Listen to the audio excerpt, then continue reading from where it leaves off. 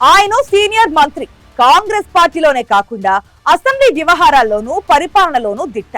కొత్త ప్రభుత్వం కొలువుదీరిన నాటి నుండి సీఎం కు అత్యంత నమ్మకస్తుడిగా, చేదోడు వాదోడుగా నిలిచారు. తనకున్న నాలెడ్జ్, చట్టాలపై అవగాహనతో విదేశీ పెట్టుబడులు, పారిశ్రామిక ప్రగతికి దిశానిర్దేశం చేశారు. కానీ ఇప్పుడు అక్కడ సీన్ మొత్తం రివర్స్ అయిందే. నిన్న మొన్నటి వరకు ఒకరికొకరు అండగా ఉన్న ముఖ్యమంత్రికి, ఆ సీనియర్ అమాత్యుడికి మధ్య గ్యాప్ రాకెట్ స్పీడ్ తో పెరిగిపోయింది.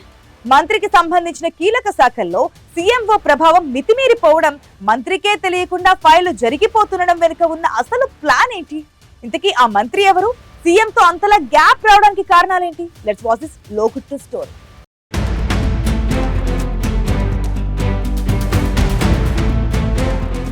మంత్రి దుద్దిళ్ల శ్రీధర్ బాబు గురించి ఒక్క మాటలో చెప్పాలంటే ఆయన కాంగ్రెస్ పార్టీలో అత్యంత నిబద్ధత గల లీడర్. ఎన్ని పొలిటికల్ ఒడిదుడుకులు వచ్చినా, పదవుల ప్రలోభాలు ఎదురైనా, ప్రత్యర్థుల నుండి బెదిరింపులు వచ్చినా హస్తం జెండాను వీడని గట్టి నేత. మాజీ స్పీకర్ దుద్దిళ్ల శ్రీపాదరావు వారసుడిగా రాజకీయాలకు ఎంట్రీ ఇచ్చిన ఆయన ఉమ్మడి ఆంధ్రప్రదేశ్లోని మంత్రిగా సమర్థవంతంగా సేవలందించారు.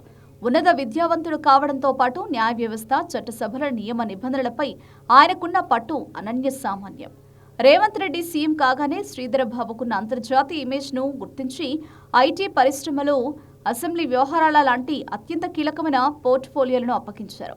శ్రీధర్ బాబు కూడా తన అనుభవంతో గ్లోబల్ ఇన్వెస్టర్లను ఆకర్షించడంలో, వరల్డ్ ఎకనామిక్ ఫోరంలో తెలంగాణ బ్రాండ్ ఇమేజ్ను పెంచడంలో సీఎంకు రైట్ హ్యాండ్గా నిలిచారు. విదేశీ పర్యటనలో రేవంత్ రెడ్డి పక్కన శ్రీధర్ బాబే ప్రధాన ఆకర్షణగా ఉండేవారు. కానీ ప్రస్తుతం ఇద్దరి మధ్య అంతర్గత కోల్డ్ వార్ నడుస్తోందని కాంగ్రెస్ శ్రేణులే బహిరంగంగా చర్చించుకుంటున్నారు.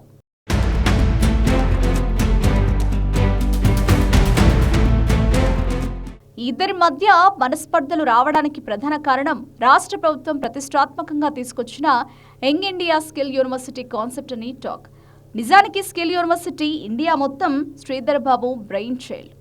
ఈ యూనివర్సిటీ ఎలా ఉండాలి, ఏ అంతర్జాతీయ కోర్సులు ప్రవేశపెట్టాలి, పరిశ్రమల అవసరాలకు తగ్గట్టుగా యువతను ఎలా తీర్చిదిద్దాలి అనే దానిపై శ్రీధర్ బాబు ఒక పక్కా ప్రణాళికను సిద్ధం చేశారు. తీరా దాన్ని ఒక తీరుకు తీసుకువచ్చిన తర్వాత ఆ క్రెడిట్ మొత్తాన్ని ఐటీ శాఖ నుండి సీఎంఓ తన పరిధిలోకి లాగేసుకుందనే గుసగుసలు గాంధీ భవన్లో బలంగా వినిపిస్తున్నాయి. తన శాఖలోని అత్యున్నత అధికారినే తనకు చెప్పకుండా రాత్రికి రాత్రే మార్చేయడంపై శ్రీధర్ బాబు తీవ్ర అసంతృప్తికి గురైనట్లు సమాచారం.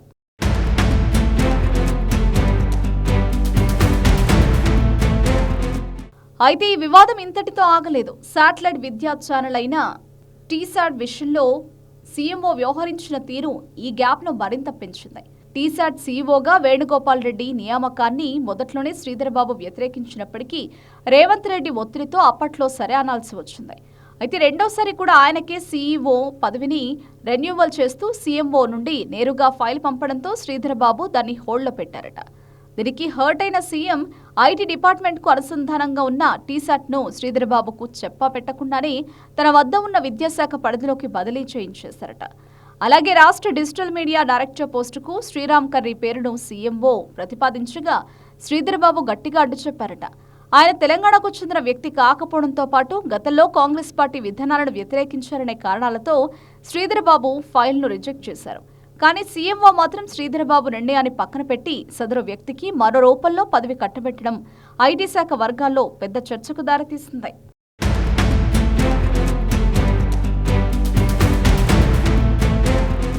ఇక ఐటీ మాత్రమే కాకుండా పరిశ్రమల శాఖ, దాని అనుబంధ విభాగమైన టీజీఐఐసీసీలోనూ సీఎంఓ అధికారుల ప్రమేయం హద్దులు దాటిపోయిందనే ఆరోపణలు వస్తున్నాయి. ఇక్కడ ఉన్నతాధికారులు నేరుగా సంబంధిత మంత్రిని కాదని సీఎంఓకే రిపోర్ట్ చేస్తున్నారట.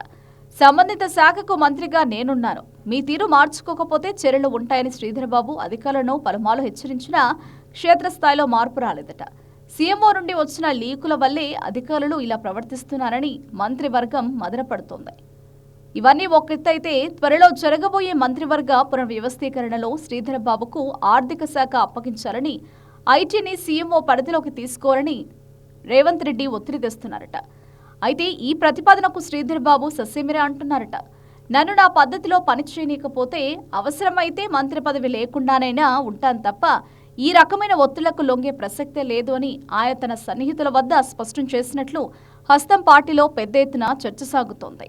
మొత్తానికి తెలంగాణ కాంగ్రెస్ లో సీఎం రేవంత్ రెడ్డి, సీనియర్ అమాత్యుడు శ్రీధర్ బాబు మధ్య అంతరం రోజురోజుకి పెరుగుతూ పోవడం కూటమి ప్రభుత్వానికి అంత మంచిది కాదంటున్నారు విశ్లేషకులు. గతంలో సీనియర్లంతా రేవంత్ రెడ్డికి వ్యతిరేకంగా ఉన్న సమయంలోనూ అండగా నిలిచిన శ్రీధర్ బాబు ఇప్పుడు అంటీ ముట్టనట్టు వ్యవహరించడం హాట్ టాపిక్ గా మారింది. మరి ఇద్దరు పెద్దల మధ్య సయోధ్య కుదిరేందుకు అధిష్టానం ఎలాంటి జోక్యం చేసుకుంటుందో వేచి చూడాలి.